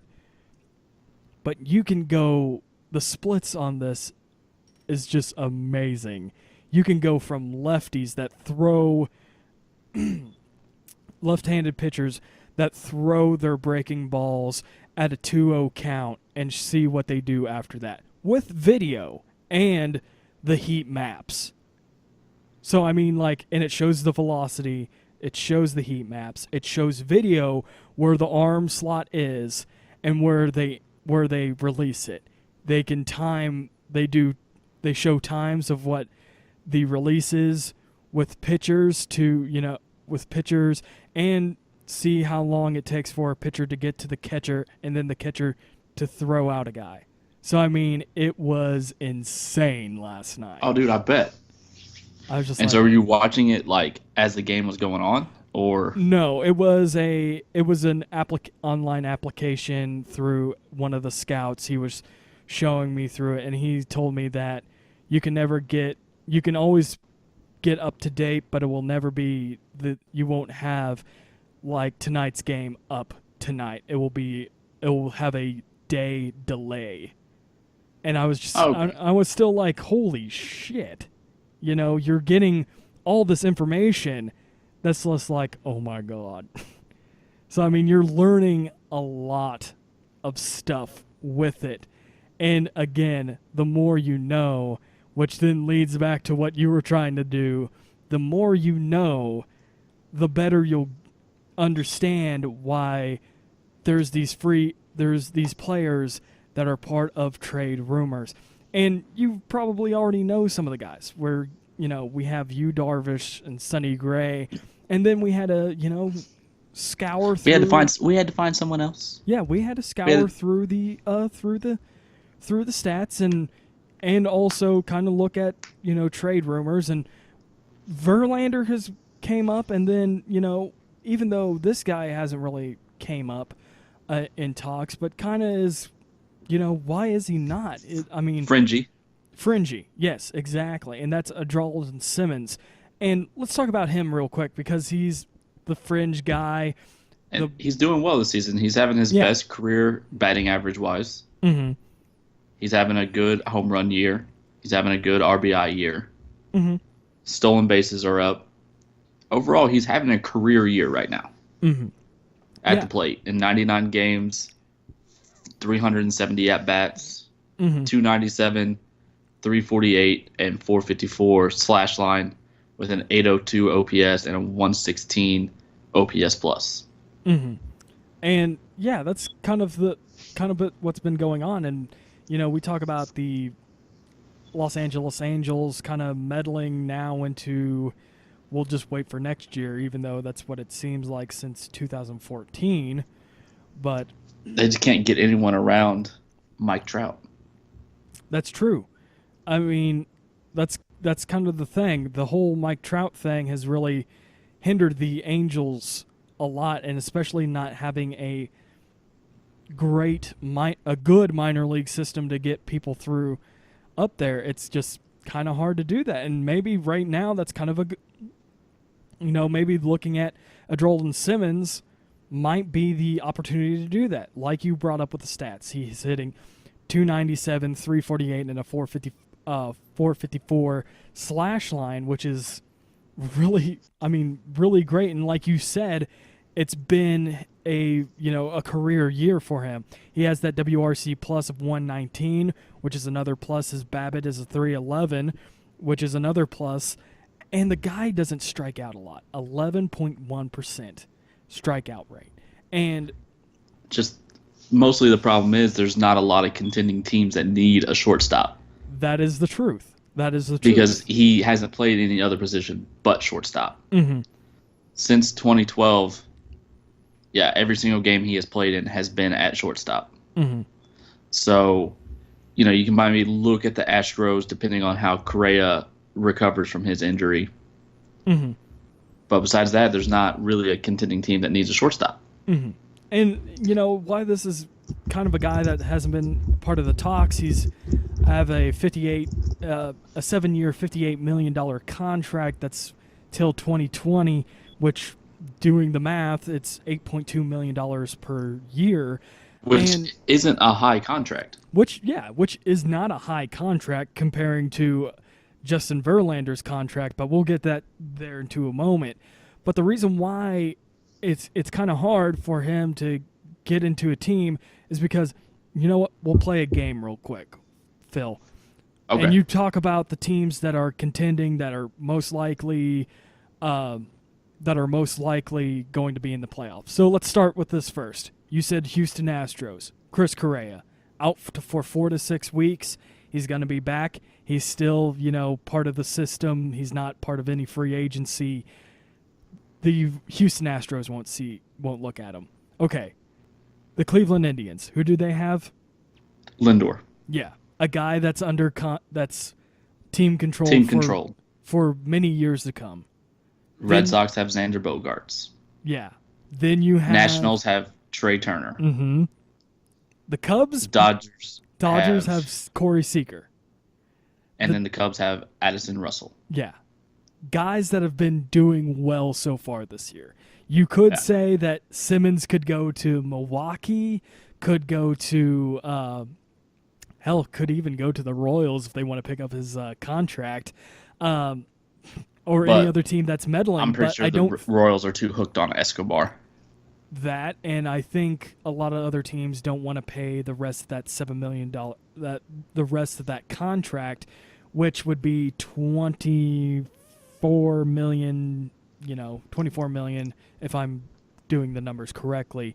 But he's kind of a guy that's, on the fringe and, kind of the sleeper in a way that could be traded, if need be. But then again, probably. There's just not a big market for shortstop right now. Yeah, exactly. And, like if one of these top teams had a season-ending injury for one of their shortstops, then you could see them going after a guy like that. Yeah, exactly. Because I'm pretty sure the Angels would take 3 or 4 prospects for him. Mm-hmm. And they might get a compensation pick out of it for the draft. Exactly. But, another guy that we brought up, with contracts is a guy that, has been part of a organization for a very long time and might be ending with the same organization, which is becoming more of a rarity every year, which is Justin Verlander. And he's, doing decently well. He has a 4.50 ERA, a 4.21 FIP, which those numbers don't look as great. But then you look at his K per 9, which is an 871. His walks per 9 are a bit higher than most at a 414. His home runs per 9 is a 1.09, so you're expecting a home run per game. His left on base percentage is 72.5, and he has a opponent's BABIP of 305. And, if you compare him to Yu Darvish and Sonny Gray, he's kind of the guy that He's the lesser of the three. Yeah, he's the lesser of the three, but the reason why he's in talks is because the Tigers aren't doing well. The Tigers aren't doing well, but he's still doing well enough that he could be a 4 or 5 starter. So, but the question is, like what we said, it's his contract. His contract goes till 2019, but he has an option year after that. But are teams willing to pay $25 million for the rest of his contract? Because it's going to be 25 per year. I don't think so. And that's where it's like. And then if the Tigers would do kind of what the Royals did and give the Padres enough money to cover the rest of the contract, then yeah, I could see that happening. Mm-hmm. But it's just something that's probably not going to happen. And no, the contending teams that need a front of the line starter are going to look at a guy like Yu Darvish. I think even more than Sonny Gray, just because Darvish is still team controlled. So they know that even if they go all in this year, they will still have him for the next 2 years after. Hold on. You said Darvish was team controlled. Let me check that real quick. And did you hear me? I know it cut out a little bit. Yeah. Yeah, I was just making sure you did hear me. Sometimes the internet in this great state of Missouri likes to play with our heartstrings. Okay, sorry. He's a free agent until 2018. So pretty much he's a contract year for this year. And are they wanting to get, our teams wanting to give into him? Yeah, I think there's a lot of teams that want to give into him. But getting back to Justin Verlander, are they wanting to do that? No. And that brings up the whole case where you brought up Yu Darvish and Sonny Gray. And when you look at both the guys, one guy, which is really interesting because it's a lovely comparison. And the reason why I say that is because we brought up that Yu Darvish is contract year. He's a free agent after this season. When you look at Sonny Gray, though, he's under team control. You'll have 2 years of arbitration, before he goes into that free agency year. So when you look at it, are teams going to go for rental or long term? And if you look at the teams that might consider long term, I think it would probably be somewhere along the lines of like the Brewers, Diamondbacks, Twins. I mean, Rockies might be one too. But aren't they on his no trade list? That was Yu Darvish's, which we'll get to in a moment.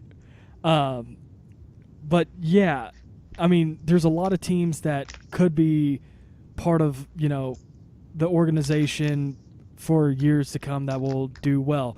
I've heard, he could be part of the Tampa Rays if they really want him.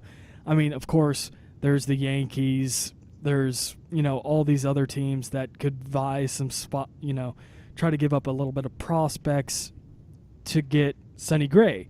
But do those teams have prospects? And you brought up the Diamondbacks. I brought up the Colorado Rockies and the Tampa Bay Rays.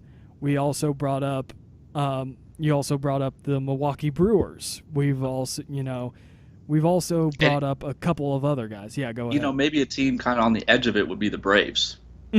Which is actually another team that I heard that has rumors for him.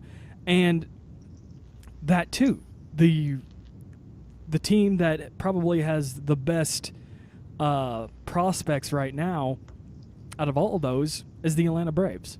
And I think if the Atlanta Braves really want to try for Gray, they're going to give up some guys, which, that's going to happen. But they wouldn't give up any guys out of their major league team or their high prospects in AAA. Yes. They would be giving up high prospects in their single A and their double A system. Yeah, go ahead. Maybe some mid-level AAA guys. Yeah. And, I don't think they would want to sell any of their top prospects that are currently on the 25-man roster or on the 40-man roster. And also, you bring up the guys that are in rookie or single or double A. Those guys, why they're kind of valuable in a way, is because you can mold those guys. You can teach them. You can turn them into your guys. Yeah, you could turn them into the Braves way, or all the other ways, and you can mold them into those guys. So that's where it's even better, because they're so raw. It's ridiculous. So that's just me looking at that between Sonny Gray and Yu Darvish. And with Darvish, he's a rental no matter what. And looking back at it, we kind of hinted it a little bit earlier when I brought up the Rockies, is that brought up the Rockies with Gray, is that Yu Darvish posted today. Well, Ken Rosenthal posted this today, but Yu Darvish doesn't want to go to these 10 teams. And I remember some of them. He says that he doesn't want to go to the Chicago Cubs. He doesn't want to go to the Colorado Rockies. He also doesn't want to go to the Chicago White Sox. Okay, here we go. Oh, and then it wants to leave me. I don't know why it wants to do that. But he doesn't want to go to, middling teams like the Chicago White Sox. I believe the Braves are a team that he doesn't want to go to. There's a whole list online about it, and I thought it was just very interesting that he would try to post something. Well, Ken Rosenthal would post that. But then again, okay, here we go. I finally got the list up. He doesn't want to go to Baltimore, Boston, Chicago for both teams, the Indians, the Rockies, Detroit, Oakland, Pittsburgh, and Toronto. But he's open for the Dodgers, the Yankees, and Houston, and other teams. So, any team that is a fringe team to a complete contender could go for him. And it would be kind of cool to see the Braves make that kind of move. Mm-hmm. Because they'd be kind of going in for 2018. Mm-hmm. Because they're not playing horrible baseball right now like we all thought they would be. Mm-hmm. Like, we thought the Phillies would be this bad. Yes. And we thought the Braves would be just a little bit better than them. Mm-hmm. But they're coming out, just 3 games below 500. Mm-hmm. And they're 3 games below 500. They're 8.5 games back from the wild card, 11.5 with the division. But really looking at it, it would be awesome to see Darvish go there, but it's also a hard sell for him to go there. And I think if we're talking about just the Atlanta Braves, I think Sonny Gray going to the Atlanta Braves would be a better idea than Yu Darvish going to the Braves. And I see Yu Darvish probably going to the Dodgers.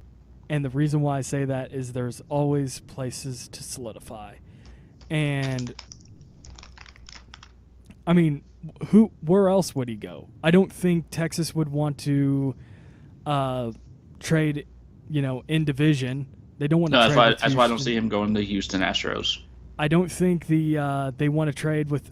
I think Texas. I really don't think they want to trade anybody inside the American League, with the Yankees, with Boston. Even though Boston was one of those teams that he does not want to go to, but I think they're going to try to trade him towards the American League. And I think if they were going to trade for a guy, I think the best way to go is either to Milwaukee or LA. And the reason why I say that is because LA is stacked. And they have a really, really, really good farm system. And we've talked about this before. They're log jammed with the outfield. We talked about, when we originally talked about the Dodgers, you brought up Brett Eibner, a guy that, was starting a couple games for the Royals last year. He goes to the Rule 5, gets picked up by the Dodgers, and No, he got picked up by Oakland. Then who am I thinking of then? Well, Brett Eibner, he got picked up by Oakland after 2016.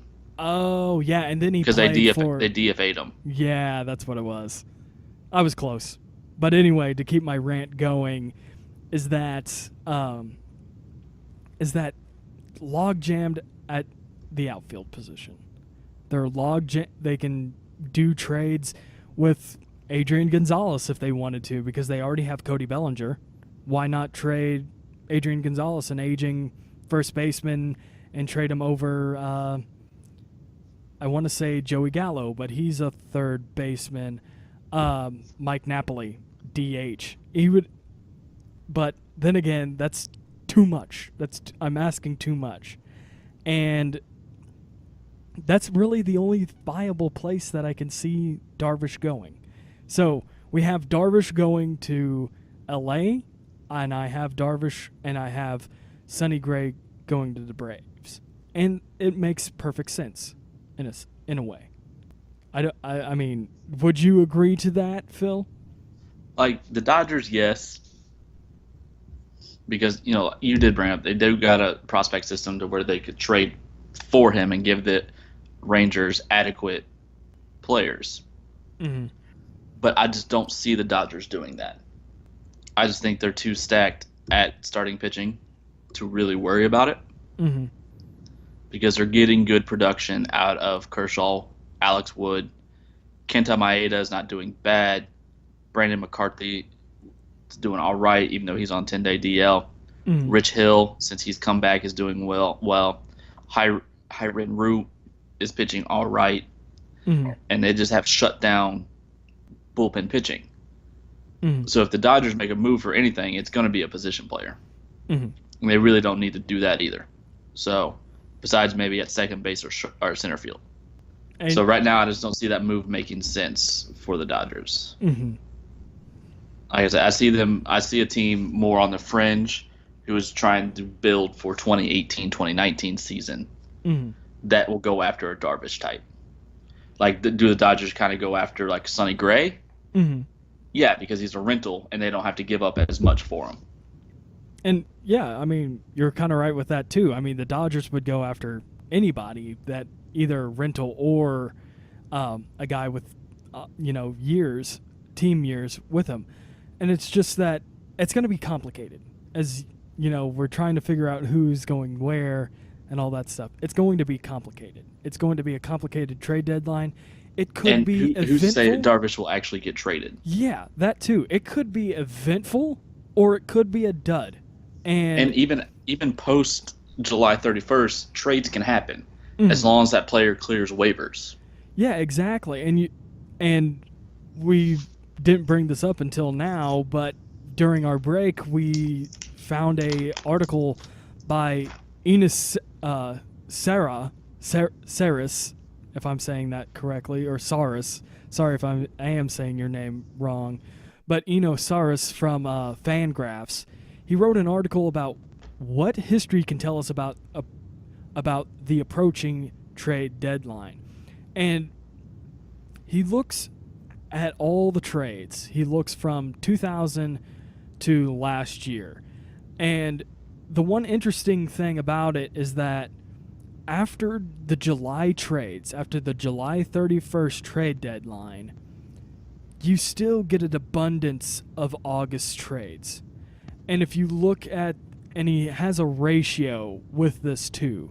So to one, I guess it would be to one August trade to a July trade in 2012 is 1.9. There was 37 July trades and 19 August trades.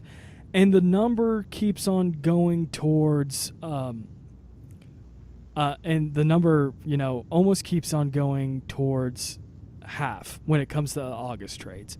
So, even though in 2013 there was 31 July trades, there were 20 August trades. So, I mean, there's still trades going on, even though the trade deadline just means that it's non-waiver. they don't have to deal with waivers for these trades. After that, then they have to deal with trade waivers. And, teams that are willing to, give up guys or go to guys, if you look at it, the Dodgers have done 13 trades so far this year. If you look at Seattle, another team that's on the fringe and could use Darvish as a way to up themselves, they've done 19 trades. Baltimore Orioles have done 20 trades. Just looking at the little pie chart that they have, there's just been a lot of trades to the teams that we've talked about. The Atlanta Braves have done 10 trades. So if the Texas Rangers are going to try to do trades, and they've done 10 trades so far this season, only one of them to the National League West with the San Francisco Giants, what is going to be the difference maker between those trades? And I think it's just, like we've been saying, it's all about needing. It's all about wanting a guy. And I think, we look at Darvish, we look at Sonny Gray, and it depends what the teams want. I guess. Do they want a guy that, and Sonny Gray, who's only thrown 97 innings so far because he did start the year on the DL. Mm-hmm. They have pretty much identical ERAs. Their FIP is more or less about the same. Their xFIP is about the same. Their WAR is about the same. Mm-hmm. Sonny Gray has a strikeout less a game. He walks a little bit less. He doesn't give up a home run a game. Mm-hmm. His batting average of balls in play is higher, and his left on base percentage is a little lower than Darvish's. Mm-hmm. But Sonny Gray has a 56.7% ground ball rate. Mm-hmm. So does a team that has a good defense behind them take a shot at Sonny Gray because they don't have to pay as much? That's up in the air. I don't think, if I was, let's just, use our hypotheticals real quick and put on our GM caps here. Of course, being our favorite teams, you have the St. Louis Cardinals. Who do you go for? Yu Darvish, the guy that will most likely take Wainwright's spot in the rotation. Do you put Wainwright as a relief pitcher, and you go for a guy that's a rental, or do you go for Sonny Gray that will be there for 2 years after the trade year? And do you give up, like what we brought up with Lance Lynn, because he's free agent after this season, or wait for 1 year for Luke Weaver to get into the league and have Wainwright still starting pitching, or like what you said, put Wainwright as a relief pitcher and Luke Weaver as a starter? And if I was a Cardinals, I would go with a guy more of a Sonny Gray. Mm-hmm. Because it's all about the future. But yes, you're right. It is. And Darvish is not a free agent until 2018, right? Yeah, this is his like I say, I keep on saying it's his contract year. So he's, after this season, he'll be a free agent. So okay, so same thing with the Royals. I don't think they go for a guy like Yu Darvish, mm-hmm. because they already have a guy on his contract year with Jason Vargas. Mm-hmm. So if they're going to trade for a starting pitcher, like they did, they already have a guy with Trevor Cahill that they traded for. He's a 1-year rental, mm-hmm. half-year rental. So if they go after another starting pitcher, it would have to be a guy like Sonny Gray that has a little bit of team control left. Mm-hmm. And, you're right.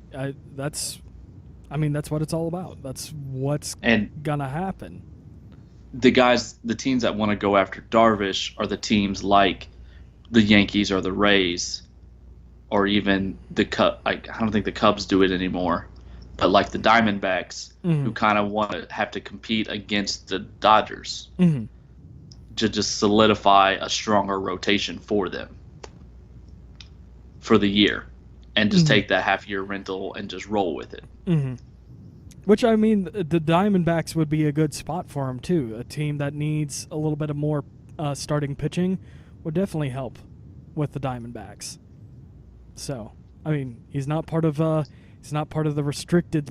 They're not part of the restricted list, as he said. But I mean, but looking at it all, I think if you want to take one or the two, I'd take Sonny Gray over Darvish, because I know at the end of the year in his contract wise, Darvish is going to be probably a little bit more to get when it comes to free agency than Sonny Gray. And Darvish right now is currently in his option year for his contract, the 5-year, $50 million. So he's already getting paid $10 million. But is he going to, if they look at his numbers, are they going to be like, yeah, you deserve the 15 or the 20?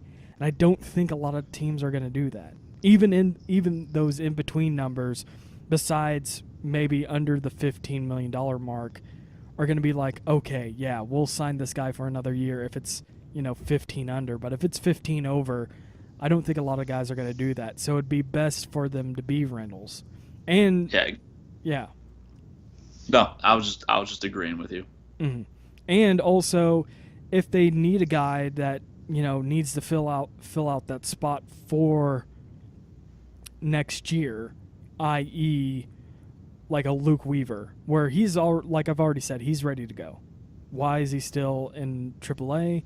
Of course, they don't want to use an option year and all that stuff.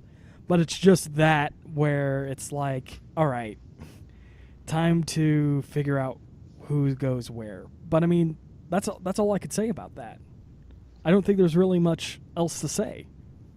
No, we talked about one of the fringe hitters that could possibly be moved. Last week we talked about most of the big hitters that could be moved but don't necessarily have the good contracts to be moved. Mm-hmm. And we haven't heard, sorting through Bleacher Report and MLB trade rumors, there's just not a lot going on a position player forefront. Yeah, and that's where it's been pitching dominated. Mm-hmm. It's been all quiet on the batter front, as I would say. But I mean, that's pretty much it for the podcast, though. We could keep on dabbling more about, what if you, Darvish, would do this, or what if Sonny Gray would do this? What would this team do for this, that? We could play what ifs all damn day. We could, and then we would have a 24-hour podcast where somehow have IVs in our arms and still trying to talk hypotheticals. But that is not what we're here for. And like I said, we could have a trade deadline that's going to be grand, or we're going to have a trade deadline where it's going to be nothing. And with that Enos Saris article, it looks like they're still going to trade after the trade deadline. So what is the point? In a sense, quote unquote. So anyway, being done with that, I felt like we had a good show. I felt like it was very well.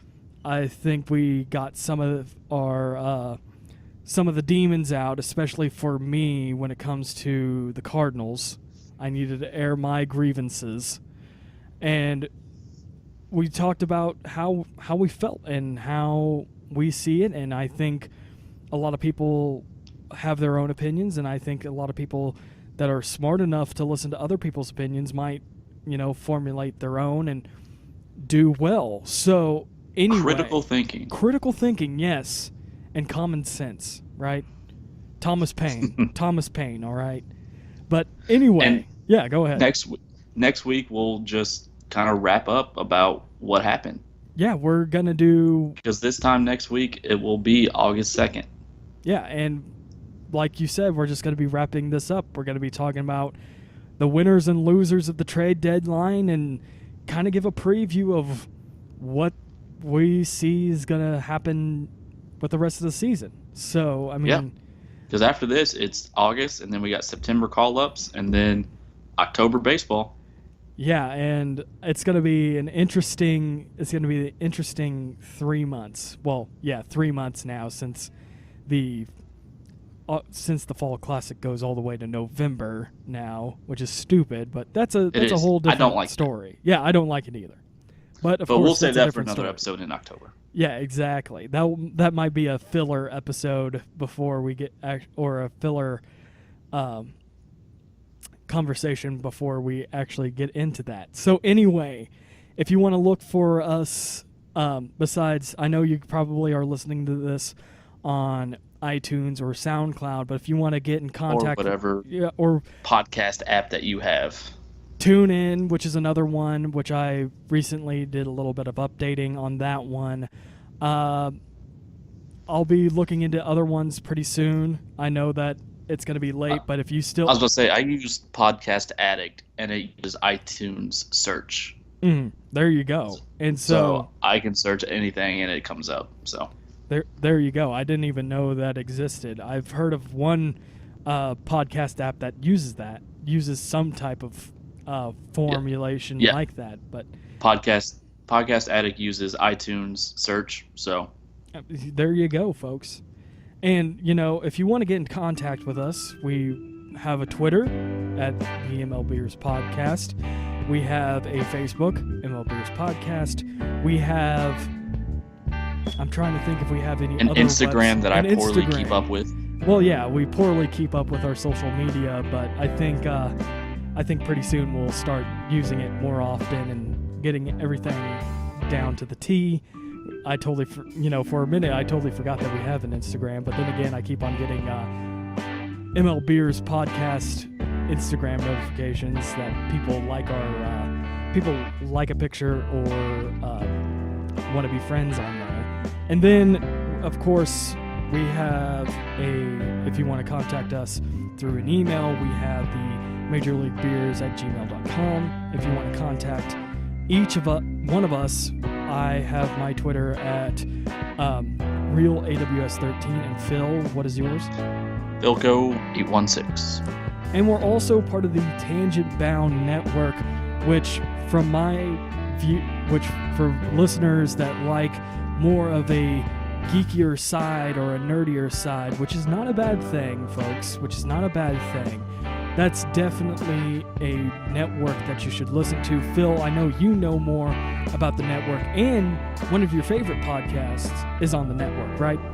Yes, Salty Language Podcast. Mm-hmm. They're Tony and Brian, great couple guys, put on a good show once a week. Check them out. But yeah, no, Tangent Bound Network, they cover everything from sports, comic books, superheroes, I've been seeing, comedy, anything you can geek or nerd out about, they have it.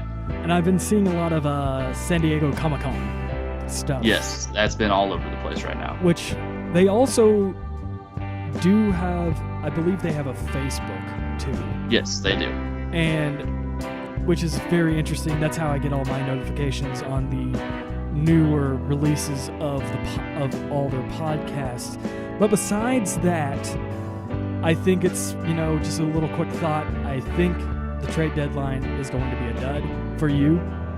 Yeah, I think it's, for the Royals, it's over from a fan standpoint. But from a baseball standpoint, I think there'll still be a couple bigger moves yet to happen.